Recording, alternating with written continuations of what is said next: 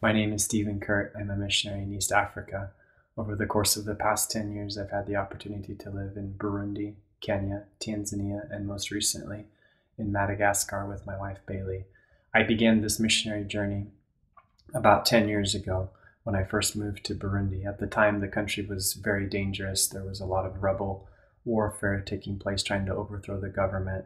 We had bullets flying over our house on the weekends. We had all kinds of crazy things taking place. And during that time, living in a foreign culture, foreign country, foreign context, I really began to feel a lot of loneliness and really started praying and asking the Lord to bring a wife into my life, a companion, someone that would be able to help me in this journey of ministry and of missions.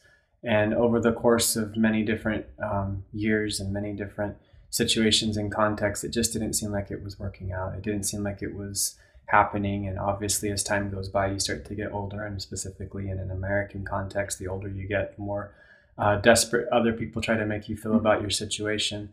And so when I hit 30 years old, many people begin saying, well, I don't know if you're ever going to get married. I don't know if you're ever going to find the right one. And particularly being in ministry, it was really difficult and challenging because people were always trying to set me up with some girl that they thought was the best thing for me.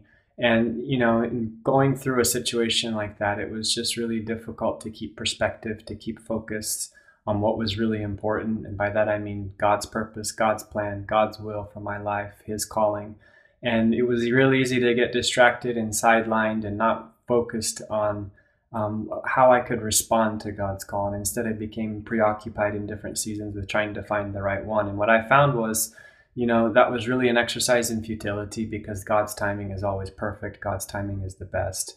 And when we make ourselves really wait on the Lord and trust Him for His purposes and trust Him for His timing, God does some incredible things. And when I was back in the States in 2011, I was speaking at Oral Roberts University to their missions teams that were getting ready to go out for the summer. And that particular evening, when I shared the message God had put on my heart, a young lady was sitting on the front row by the name of Bailey, a beautiful redhead. And make a long story short, the Lord connected us, and we ended up getting married about 18 months later. And we've been married now for a little bit over 2 years. And it's just beautiful to see how God put the pieces together and how He took care of all of the details that I had been so worried about for so many years.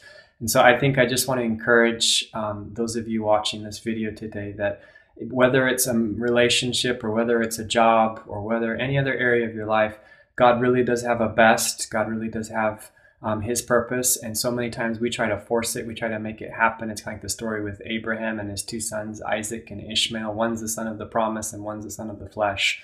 And far too often as young adults, we end up committing the gross mistake of making things happen in the flesh.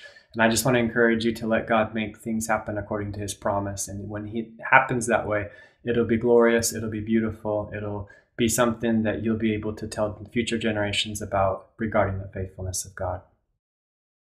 Hey guys, everybody's got a story and we want to hear yours. That's right. So to see more stories like this, please click the Watch More button at the end of this clip.